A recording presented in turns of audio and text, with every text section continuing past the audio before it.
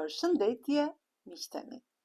Mirë se vini në kanalin tim Tea Tarot. Për lexime personale, më kontaktoni në Instagram Tea Tarot 2025. Dhe tani do të bëjmë një pyetje. Dikush të mendon. Kush është ky person që të mendon në largësi dhe shpesh herë? Pra, mendjen e ka tek ty.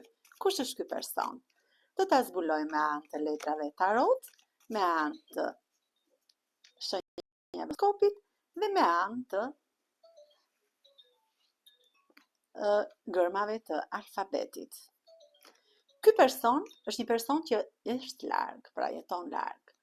Dhe tek ju ka gjithmonë atë pjesën e mirësisë, pra gjithmonë të mendon dhe gjithmonë kërkon që të vi sa më shpejt tek ty.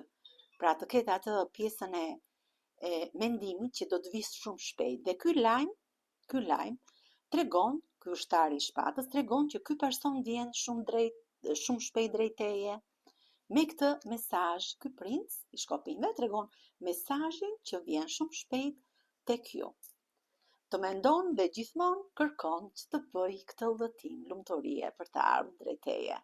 Të mendon në çdo moment, është një njeri shumë paqësor, shumë human, edhe nga ana shpirtërore, por dhe nga ana sentimentale. Ai të ka gjithmonë në ëndrrën e tij, pra që ta bëj realitet. Kjo letër, gjashta e kupave, tregon që personi që të mendon është një person shumë i sinqert. Është një person që në fëmijën e tij ka pat një lidhje të fortë me prindrit e tij, me një nga prindrit e tij, me një person të familjes. Dhe në ditët e sotme, ku ai jeton, do që çdo marrëdhënie ta ketë në bazë të ketë sinqeritetin. Pra, themelet e kësaj marrëdhënie sentimentale të jetë sinqeriteti. Dhe këtë kërkon prej teje gjithmonë. Është një person pak egoist, por gjithmonë me egon pozitive.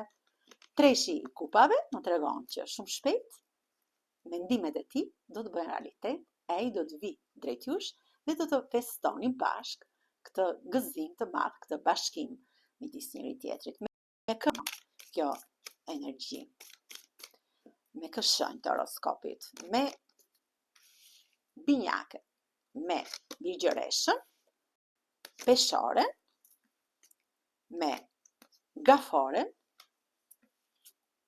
demin, me luanin dhe me bricjapin. Kurse me shenjat, me gërmat e alfabetit, mund të rezonoj me gërmën G, gërmën Q, gërmën Sh, gërmën T, na fluturoj, me gërmën O, me gërmën R dhe me gërmën I. Faleminderit shumë, miqtë mi. Mos harroni të më bëni subscribe në kanalin tim Tea Tarot.